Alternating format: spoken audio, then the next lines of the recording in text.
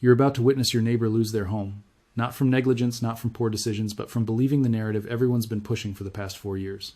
At this very moment, there's a $12 trillion explosive device embedded in America's housing sector.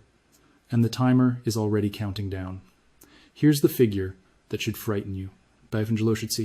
That's the portion of the typical American's wealth trapped inside their property. A single asset. Everything you own, one container. And that container is about to fall off a ledge. I'm going to reveal something in the next 20 minutes that won't appear on mainstream media. Not because it's classified, because it's too transparent. This pattern has manifested 3 times over the past 100 years. And right now, moment by moment, it's unfolding again. The Treasury just purchased $2.3 trillion in mortgage-backed securities within 6 months. J.P. Morgan Chase liquidated 40% of their residential mortgage portfolio in Q3 of 24. And in November, Deutsche Bank discreetly reported $1.2 billion in losses connected to real estate derivatives. These aren't isolated incidents, they're calculated departures. The sophisticated investors have already exited, and they left you carrying the burden. By the time I'm finished, you'll see precisely how this apparatus functions. You'll identify which phase we're experiencing, and you'll comprehend why 40 million people, possibly you, are about to learn that your greatest asset is truly your greatest weakness. Let's begin with how the mechanism operates. Every economic meltdown follows the identical framework.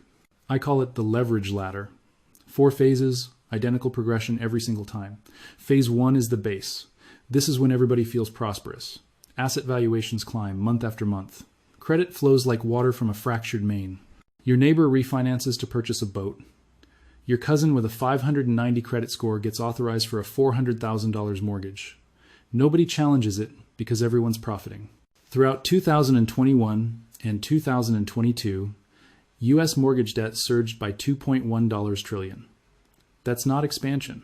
That's leverage. Borrowed confidence. And here's the reality about borrowed confidence. Sooner or later, someone demands their capital back. Phase 2 is the snare. This is when it becomes compelling. The masses are still rejoicing. Valuations are still climbing. But if you understand where to investigate, you'll notice the insiders moving toward the doors. Examine SEC documents from the 4th quarter of 2024. CEOs from the top 12 mortgage providers sold $487 million worth of their own equity. Not portfolio balancing, not stepping down, liquidating. They're reading the identical information you can reach. They just comprehend what it signifies. Interest rates are elevated, but valuations haven't adjusted. That discrepancy, that's the snare. Imagine it like shears. The edges are separating, and your throat is positioned right between them. Phase 3 is the catalyst. Something fractures. It's never the element everyone's monitoring. In 2008, it was subprime mortgages, loans so insignificant that Fed Chairman Ben Bernanke stated they were isolated. In 1929, it was margin debt that nobody imagined could destroy the whole economy. The catalyst is always something the specialists dismiss. Too insignificant to concern, too contained to propagate until suddenly. It's the sole thing that concerns. In phase 4, that's the avalanche. This is when time accelerates. What required 10 years to construct dissolves in 10 weeks. Compelled liquidation margin demands. Liquidity just evaporates like water through a drain. Your property isn't valued at what Zillow displays anymore. It's valued at what someone will offer when everyone's liquidating simultaneously. And what someone will offer is substantially less than you anticipate. Now, here's where it becomes extraordinary. This isn't hypothesis. This precise sequence has manifested 3 times in contemporary history, and each instance, millions of individuals stood there declaring, "It can't affect me. Let me demonstrate." Everyone understands the stock market collapse of 1929. Black Tuesday, financiers leaping from windows, breadlines extending for blocks. But here's what they don't instruct you in education. The collapse didn't begin on Wall Street.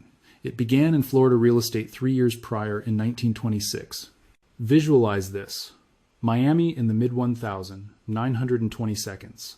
Land speculation has become completely insane. Individuals are purchasing marshland parcels, sight unseen. Developers are marketing prime beachfront property through newspaper advertisements to purchasers in New York and Chicago who've never even traveled to Florida. The strategy is elegant in its simplicity. You deposit 10% down on a parcel of land, transfer it to the subsequent speculator before your following payment arrives. Everyone's generating profit. Everyone's brilliant. Then in September 1926, a Category 4 hurricane strikes Miami. Abruptly, individuals actually go examine the land they purchased and they uncover something problematic. Half of it is literally submerged. Not from the hurricane. It was always submerged. It's marshland. It always has been. The foundation collapses. Instantly, $1 billion in real estate valuation disappears in 1926. That's approximately $18 billion in current currency gone. But here's the component that matters. Nobody connected the relationships. Everyone stated that's just Florida. Local problem. The national economy is stable. Except it wasn't stable. Those Florida land transactions had been financed by rural banks throughout the country. When the land became valueless, those banks started collapsing.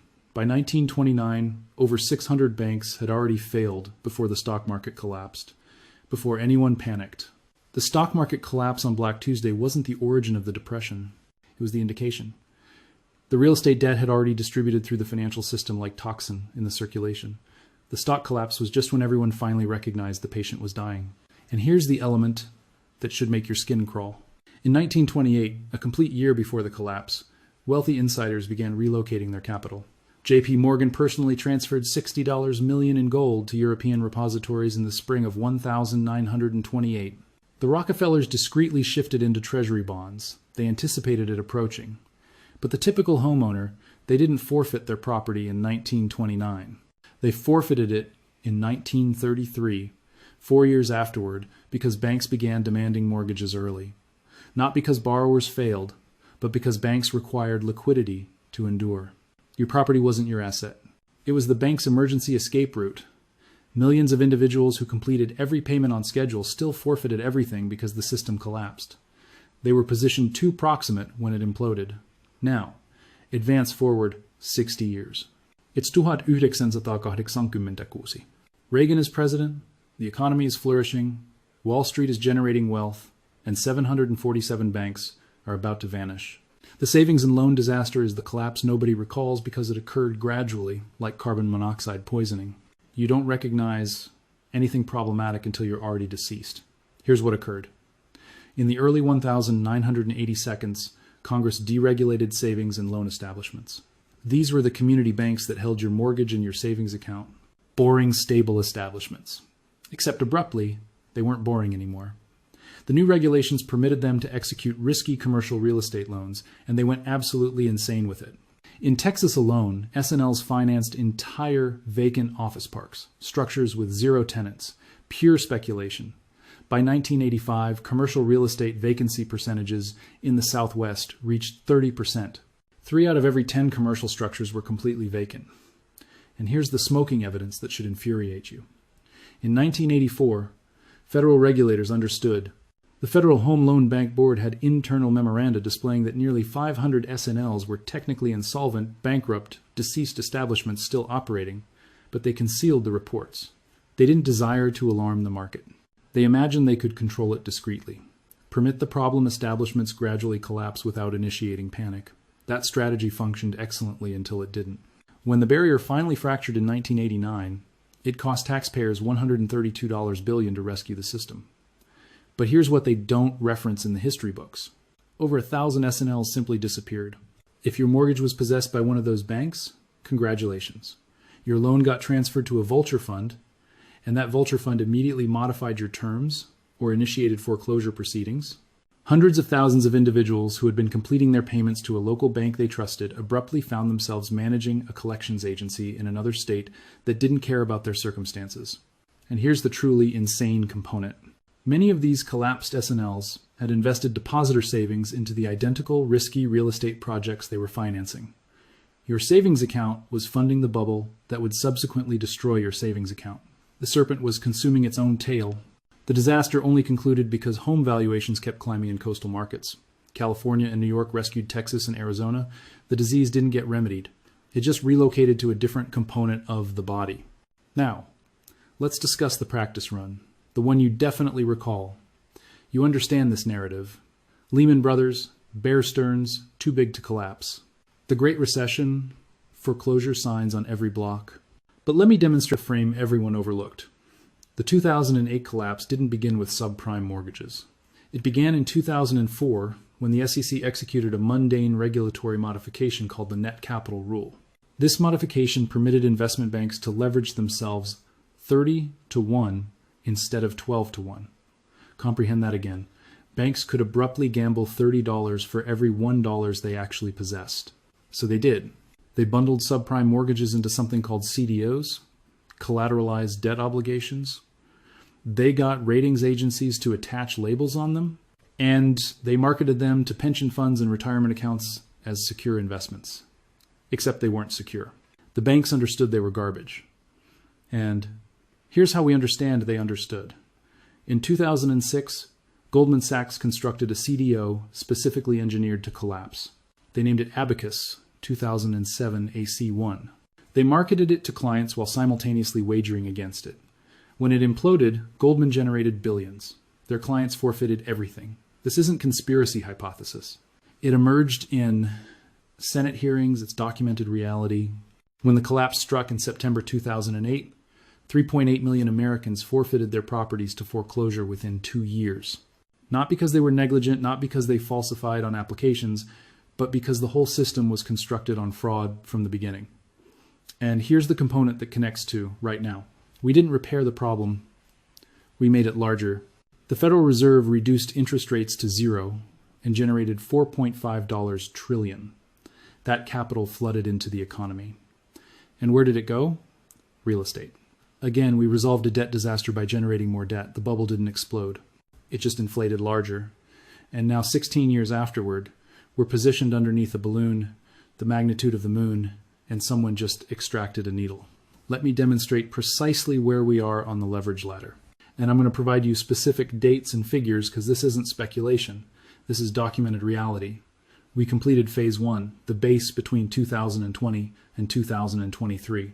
Throughout COVID, mortgage rates declined to 2.7% free capital. Housing valuations jumped 40% nationally in 3 years. If you purchased a $300,000 property in January 2020, it's supposedly valued $420,000 now. But here's the reality verification. According to the Atlanta Fed's Home Ownership Affordability Monitor, as of November 2024, the median household requires to allocate 41% of their gross income to afford the median-priced property. The historical typical is 25%. We're 60% above sustainable thresholds. That's not a market. That's a Ponzi strategy. And we're exhausting new purchasers to keep it operating. Now we're deep into phase 2, the snare. And the indicators are everywhere if you understand where to investigate. In March 2024, something critical occurred. The yield curve inverted for the 18th consecutive month. That's the longest inversion in documented history.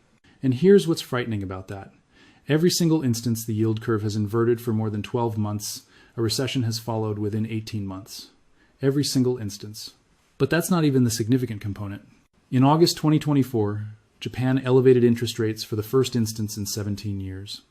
You might be considering, who cares about Japan? You should care, because Japanese banks possess over $1.2 trillion in U.S. mortgage-backed securities. And when Japan elevated rates, the carry trade imploded. Within 72 hours, U.S. mortgage bond valuations declined 8%, the fastest reduction since 2008. The Federal Reserve had to intervene and purchase $80 billion in mortgage-backed securities just to halt the freefall. That wasn't normal market operations. That was emergency intervention, and it barely made the coverage. Now layer this on top. As of December 2024, $1.5 trillion in commercial real estate loans are maturing between now and the conclusion of 2026. These are office structures sitting vacant because everyone operates from home now. The default percentage on these loans is already 12%, triple the historical typical. When these structures get liquidated at 40 or 50 cents on the dollar, those losses don't just vanish. They flow directly into the balance sheets of the banks that also possess your residential mortgage. We're not observing disconnected incidents. We're observing dominoes getting into arrangement. Here's what mainstream financial media is overlooking. They're observing the Federal Reserve. They're observing unemployment figures. They're observing inflation information. They're observing the incorrect element. The catalyst is concealed in the derivatives market, and almost nobody's paying attention right now.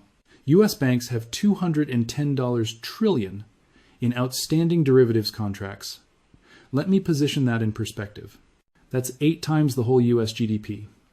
Most of these contracts are interest rate swaps and credit default swaps connected to real estate debt.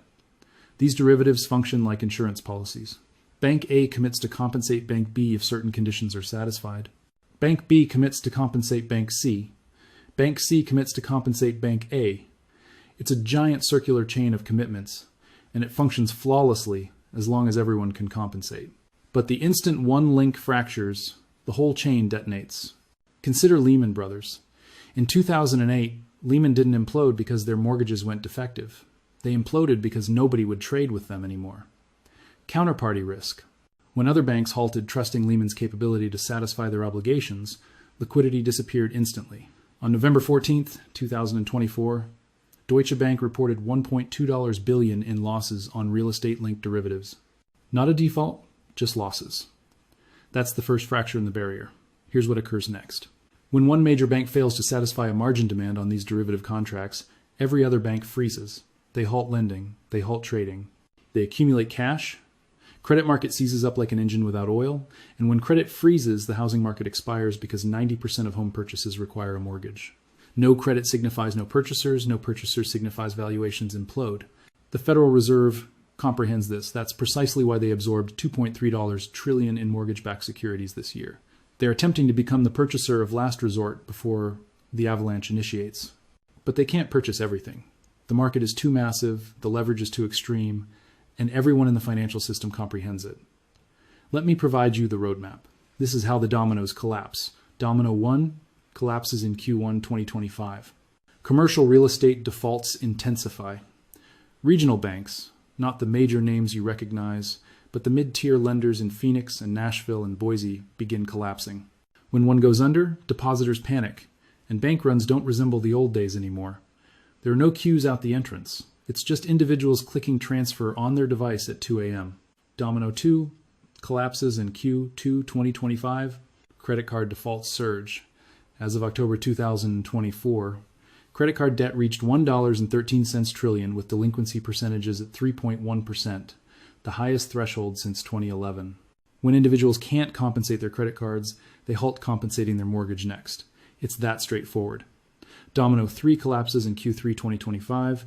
Compelled liquidation commences. All those homeowners who purchased at the summit in 2021 and 2022 with 3% down have zero equity cushion. When valuations decline just 10%, they're submerged.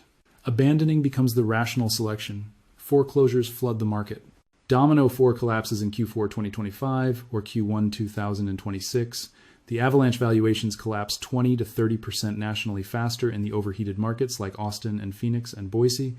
Banks possessing these mortgages have to mark them to market. Their capital requirements get violated. Lending completely freezes. And if you require to liquidate, there are no purchasers. If you require to refinance, there are no loans. If you require to access your equity, there's no equity remaining. That's when 40 million homeowners awaken and realize they're confined. They possess an asset they can't liquidate, can't refinance, and can't afford to maintain. I comprehend what you're considering right now. You're considering, okay, but this instance is different. Because, let me interrupt you, that sentence, this instance is different, has been expressed before every collapse in documented history. It's the foremost hazardous words in the English language. You're considering the banks are more regulated now after 2008. Dodd-Frank stress evaluations, capital requirements. All accurate, but Silicon Valley Bank passed its stress evaluation 1 month before imploding in 48 hours in March 2023. Then Signature Bank went down. Then First Republic. 3 major banks eliminated in 8 weeks. The regulations didn't collapse. They just don't account for velocity. Capital relocates at the velocity of the internet now. Regulations constructed for the 1,930 seconds are like bringing a sundial to a rocket launch. And those regulations only apply to traditional banks anyway, not hedge funds, not private equity, not the shadow banking system that now controls $52 trillion in assets, twice the magnitude of the traditional banking sector. The risk didn't vanish after 2008. It just relocated where regulators can't observe it. You're also considering individuals have more equity this instance, not like the subprime borrowers in 2008. Accurate, the typical homeowner does have more equity, but typicals deceive because 63% of all mortgages issued since 2020 went to first-time purchasers. These individuals purchased at the absolute summit with minimal down payments using FHA loans. When valuations decline 15%, they're completely eliminated, and they represent 28 million households. Meanwhile, corporate investors now possess 7% of single-family properties, up from 2% in 2019. These aren't homeowners. They're fiduciaries managing other individuals' capital. When the market transforms, they don't endure it out. They liquidate rapidly, and that intensifies the avalanche. And your final objection, the government will rescue everyone out again. Will they? Let's execute the calculation. In 2008, the rescue cost $700 billion in TARP, plus $4.5 trillion in Federal Reserve asset purchases. Total approximately $5.2 trillion. The mortgage market today is $12 trillion. Commercial real estate is another $5 trillion. Credit cards, auto loans, student debt. Add it all up, and you're examining a potential disaster twice the magnitude of 2008. The Fed's balance sheet is already $7.4 trillion. The national debt is $36 trillion. The deficit is $2 trillion per year. The political determination for another massive rescue, especially to assist affluent homeowners, doesn't exist. They can't generate their way out this instance without either destroying the dollar or initiating a political revolution. Probably both. So, no, this instance isn't different. This instance is worse. Here's the pattern in one sentence. Debt-fueled asset bubbles always implode when the cost of servicing the debt surpasses the return on the asset. We're there. Now, what do you execute?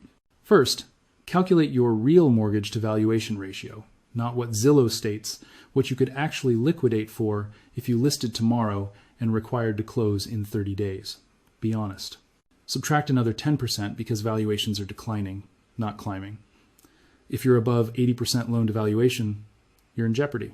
If you're above 90%, you're possessing a time explosive. Second, construct liquid reserves immediately.